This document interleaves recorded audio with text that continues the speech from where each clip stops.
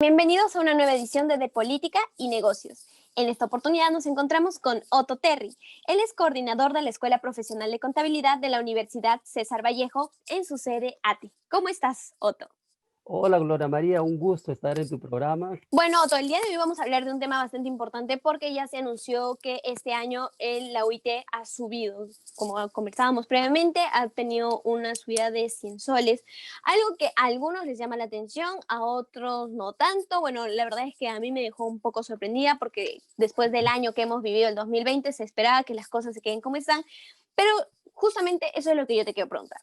¿Cuál ha sido la modificación de la UIT y cuáles son sus consecuencias, tanto a nivel tributario, a nivel administrativo, a nivel laboral? Mira, el cambio de la UIT pues no es una novedad, esto se viene dando año tras año. Claro que en algunos años esto se ha mantenido, ¿no? Sobre todo cuando ha habido años complicados, difíciles en el pasado, pues la UIT de un periodo a otro, pues por ahí que se mantuvo. Y en otros periodos no subía 100, sino subía 50. Este año, pues el Estado ha visto por conveniente subirlo de 4.300 a 4.400. Pero esto tiene un impacto muy importante en las actividades empresariales y de las personas naturales, o sea, en general de todos, ¿no? Porque afecta al ámbito impositivo, al ámbito de determinaciones de multas, al ámbito de sanciones, ¿cierto? Al ámbito de trámites administrativos. Entonces, casi la mayoría de temas que tienen que ver con temas tributarios, con el Estado, llámese de impuestos, tasas o contribuciones, están ligados justamente a valores referenciales. Y esos valores referenciales por lo general se ponen en base a la UIT. Entonces, si Ujú. entendemos de que la UIT pues ha subido pues de 4.300 a 4.400, entendemos entonces que también va a tener un ligero porcentaje de incremento también en muchas de las operaciones que vamos a tener a futuro. Pero el Estado también tiene su lado positivo, que te dice, ok, yo cambié la UIT, pero no todos van a verse perjudicados. Hay muchos que se van a ver beneficiados, dicho sea de paso. ¿Cómo afecta esto a nivel personal? Porque sí, la UIT determina muchos de los montos de derechos en trámites administrativos públicos, pero definitivamente sí hay segmentos a los que les va a beneficiar el aumento de la UIT. Entonces, ¿podrías explicarnos un poco quiénes se van a ver más beneficiados y quiénes menos beneficiados? Todos los trámites administrativos y temas impositivos, por decir así, de determinaciones de deudas, multas que tienen que ver con actividades empresariales o con actividades cotidianas de los ciudadanos, van a tener un incremento. O sea, vamos y nosotros, por ejemplo, un ciudadano pues, que hace actividades comerciales y pues por ahí tiene algún tipo de infracción y por esa infracción lo sancionan, por lo general lo sancionan en base a la UIT.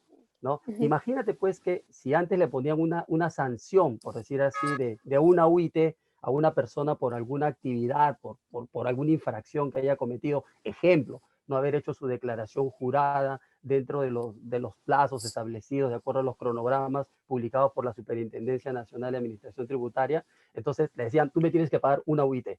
Entonces, esa una UIT, pues hasta diciembre del 2020 representaba 4.300. Pero en enero, pues esa UIT ya no representa una sanción de 4.300, sino representa una sanción de 4.400. O sea, ahí ya vemos que hay un incremento de 100 soles, ¿cierto? En la multa. Y eso no queda ahí, porque eso, si no se paga oportunamente, genera intereses. ¿No? Intereses. Genera intereses, entonces es un poco, pues, perjudica más todavía al contribuyente si no lo hace en forma oportuna. Pero, por ejemplo, hablando de tributos, podría favorecerse las personas, por decir, que tienen unos ingresos y que para el Estado están afectos a un impuesto a la renta que llamamos quinta categoría, por decir así, ¿no? Ujú. Quinta, cuarta categoría. Porque, por ejemplo, las personas que tienen sus ingresos por remuneraciones, las afectaciones van también en relación a la UIT. Y te dice el Estado, si es que tú ganas hasta 7 UIT promedio, entonces no me pagas impuesto a la renta de quinta categoría. Perfecto. Pero si pasas esas 7 UIT, sí me vas a pagar impuestos. Entonces, hasta el 2020, por ejemplo, las personas que tenían ingresos promedio hasta unos 30.100, si no me equivoco, de 7 por 4.300, ¿no? 30.100, entonces no pagaban impuestos, ¿no? Estaban exonerados, inafectos, por decir así, de este impuesto que se llama quinta categoría. ¿No? Para el 2021 eso ha crecido un poquito más. Entonces, aquellas personas que ganan hasta 30.800 ya no estarán afectos. ¿Y ello por qué? Si el año pasado era hasta 30.100, ¿por qué ahora es hasta 30.800 lo que no van a pagar este impuesto? justamente porque la variación de la UIT hace pues que esos 4.300 que antes eran por 7 y daban 30.100, ahora ese 7 por 4.400 da pues 30.800, ¿no? Entonces, Ujú. aquellas personas, por ejemplo, que el año pasado ganaban un promedio de 2.150 soles para arriba, pues tenían que ser sujetos de una retención por parte de sus empleadores. Pues ahora estas mismas personas pues tienen que superar los 2.200, por decir así, para que le hagan la retención. No solamente eso, por ejemplo, si hablamos de otros tributos como el impuesto predial, también está en base los tramos, por ejemplo, a la UIT, ¿no? Entonces el impuesto predial se paga pues tasas en relación hasta 15 UIT o mayores a 15 UIT y existe una tasa también. Entonces, al variar los importes significa que algunas personas se van a ver beneficiadas porque el importe va a ser mayor, la que no les van a cobrar muchos impuestos, ¿cierto? Y lo mismo sucede, por decir así, con las personas que son comerciantes, ¿cierto? Que realizan alguna actividad empresarial y están dentro de un régimen MIPE tributario. Un ejemplo, ¿no? Los que están dentro de un régimen MIPE tributario tienen dos tasas para poder tributar en relación a las ganancias que puedan tener durante un periodo. Entonces, en el periodo le dicen, ¿no? Mira, tenemos dos tasas que son 10% y 29.5%. Ok, le dice, ¿y cuándo vas a pagar 10%? Ah, cuando tus ganancias vayan hasta las 15 UIT. Pero esas 15 UIT ahora este año van a subir, ¿cierto? Entonces, Ujú. yo voy a pagar un 10% por un importe un poquito más alto. Y la diferencia pagas el 29.5. Entonces ahí el empresario se está viendo beneficiado también, ¿no? Los temas también laborales, por ejemplo, las sanciones van en relación a la UIT. Es más, los temas inclusive legales, ¿cierto? Que se ven en la vía jurisdiccional, penales, están basados también en la UIT, pues hay una unidad de referencia procesal, por decir así, ¿no? Entonces, que es el 50% de la UIT. También, entonces, todas las tasas judiciales también van a variar en relación a ello, porque todo está en base a la URP, por ejemplo, en temas legales, en temas penales, por decir así, ¿no? En procedimientos tanto civiles, en procedimientos tanto penales, contenciosos, ¿cierto? Entonces, todos los temas que tienen que ver con tasas, pues van a sufrir una variación para arriba, ¿cierto? Porque está en base a la UIT también.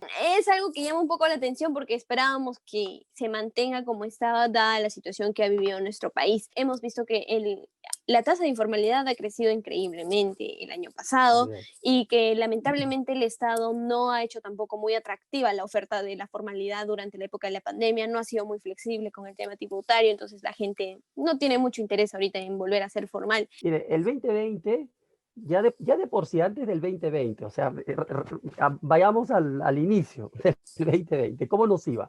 Ya de por sí teníamos una tasa de informalidad enorme, ¿cierto? El Perú tiene pues una tasa del 70% de informalidad, ¿no? En temas laborales eso va más arriba. Entonces, producto de la pandemia, esto se ha acrecentado, ¿cierto?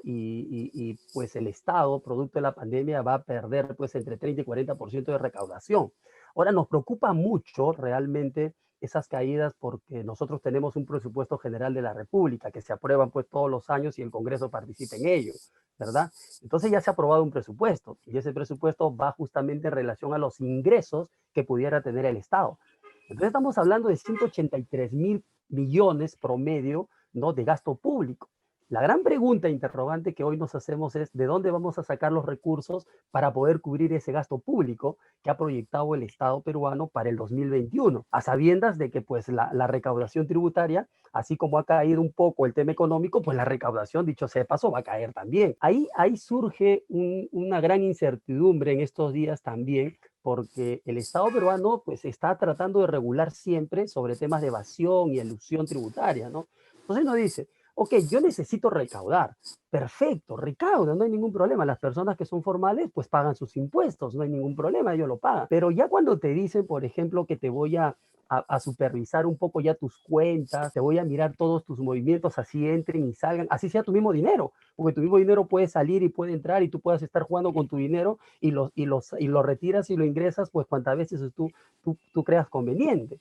Pues para la administración tributaria eso puede timbrar como que has tenido muchos ingresos y muchas salidas de dinero. Ahora las instituciones financieras tienen que pues, informar a la administración tributaria sobre importes que fluctúen de 10.000 soles para arriba, ¿no? De las cuentas que se pueda tener en un banco, en una caja de ahorro, en una cooperativa, ¿cierto? Entonces todos están preocupados. Entonces ahora si la administración tributaria me va a decir, oye, justifícame todo eso, Entonces, yo no sé de qué manera voy a poder justificar muchas de esas cosas. ¿Cuál es la gran responsabilidad que va a tener que asumir la administración tributaria para efectivamente poder hacer buenos cruces de información y realmente hacer pues una fiscalización adecuada en sistemas que le permita pues ir detectando algunos casos que efectivamente sean relevantes, ¿no? Pero con estas medidas que ya no solamente apuntan al tema empresarial, sino a la población en general, como que puede causar, ¿no? Un pánico tremendo dentro de la población, y ya hay muchos que pues han ido corriendo a las instituciones financieras a retirar su dinero, ¿no? Pensando que retirando su dinero ya se solucionó el tema. No, porque la data ya está ahí, y la data está ahí de ahora, está del año pasado y del anteaño pasado y todo eso, ¿no? Y mientras no prescriban los tributos a los cuales puedan estar afectos estos movimientos de dinero, pues todavía sigue vigente una posible fiscalización. Claro, es que también el problema ahí es que al hacerlo tan general, al fiscalizar de una manera tan macro, se pierde dentro de la visualización del mapa, se pierde realmente los casos importantes de empresas que no Eso. son pequeñas, empresas que no estamos diciendo que están haciendo un cachuelo, no son personas que están haciendo un cachuelo, sino realmente empresas que están evadiendo impuestos. No sé si tú tienes una proyección aproximada de cuánto tiempo va a demorar nuestro país en volver a As- los a niveles ver, pre-pandemia. hemos llegado a niveles como que de la guerra con Chile, más o menos. La caída de nuestra economía ha sido más o menos comparado como la guerra con Chile.